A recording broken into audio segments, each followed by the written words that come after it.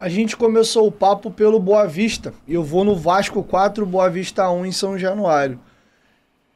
Qual era a leitura que você fazia do Vasco naquele momento? Porque eu até falei contigo em off, o 4-1 foi mentiroso. Sim. O Vasco faz 2-0, vocês diminuem com o Di Maria, o Vandinho perde um gol incrível.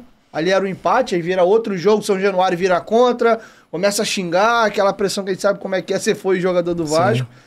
E aí, pouco depois desse gol perdido do Vandinho, vem o 3-1. Vocês estavam numa situação já mental frágil, lutando pra cair. Acho que o time ele meio que larga, porra, de novo. Esteve pra empatar o jogo e não empatou e toma o 3-1. Acho que eles meio que largaram ali. O Vasco começou a vir em cima, 4-1, poderia ter saído até mais gols. Qual era a visão que você tinha e qual era a leitura que você fazia do Vasco, do Barbieri naquele momento? Te assusta ver o Vasco hoje na zona de rebaixamento do que você viu ou não? Do que você viu, você imaginava um brasileiro de dificuldade do Vasco mesmo? Cara, pelo time, o plantel do Vasco, eu já imaginava que ia ter dificuldade no Campeonato Brasileiro. Tu já imaginava? Já imaginava. Pelo plantel, pela equipe que foi, o plantel que foi montado.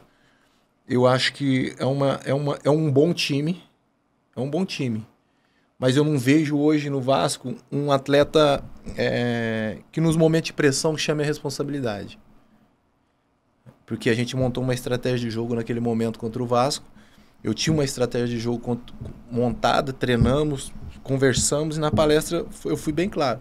Falei, se a gente conseguir 20, 25, 30 minutos, fizer um jogo parelho com o Vasco, eles vão começar a ser cobrados, a pressão começa a aumentar dentro de São Januário. E eu acho que naquele momento ainda tinha um neném. Mas aí eu falei, eles vão começar a sentir um pouco, a bola vai começar a queimar, porque eu já joguei.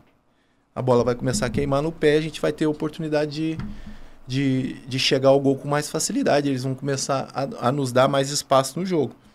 E até aconteceu isso. Aí eles fizeram 1-0 e a gente começou a entrar no jogo. Eles começaram a sofrer um pouquinho. A gente empatou o jogo, mas logo depois fizeram 2-1. Aí o jogo muda completamente.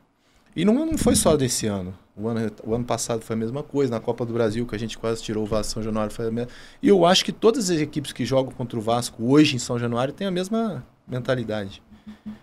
Jogar contra o Vasco, jogar contra a camisa do Vasco e a torcida do Vasco é muito difícil. Eu já falei isso em todos os lugares. É difícil. Você vai enfrentar o Vasco. Mas eu acho que hoje, infelizmente, é uma coisa muito pesada que eu posso falar. Mas hoje o que sustenta o Vasco é a torcida. Eu concordo, tá certo. É a torcida. E todos os times, eu tenho certeza que a maioria dos times, o planejamento de jogo tem o planejamento, tem o trabalho, tem o treinamento, mas todos falam a mesma coisa. 20 minutos. Se tiver 0-0, a gente vai começar a ter espaço, porque eles vão ser cobrados, vão sentir a pressão, e a gente vai começar a conseguir jogar. E é o que acontece hoje no Vasco. E eu não vejo nenhum atleta com personalidade para me dar a bola aqui que eu vou resolver o jogo. Eu não vejo. Eu acho que falta isso hoje no Vasco. Concordo. Principalmente no terço final do campo, que é o cara que decide. Eu até vejo o Jair com personalidade tentando, mas é numa faixa de campo mais afastada do gol. Eu vejo uma linha de defesa boa do Vasco, não vejo uma linha de defesa ruim. Eu acho que se a linha de defesa do Vasco fosse ruim, tava pior a situação. A situação tava bem pior pro Vasco. Só que tu é bombardeado o tempo todo, uma hora vai passar.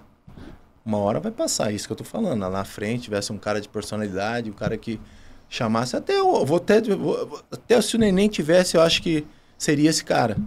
Um cara que a torcida tem um carinho grande, uma aceitação boa, um cara que ia chamar uma responsabilidade e tá fazendo um bom trabalho no Juventude, tá bem.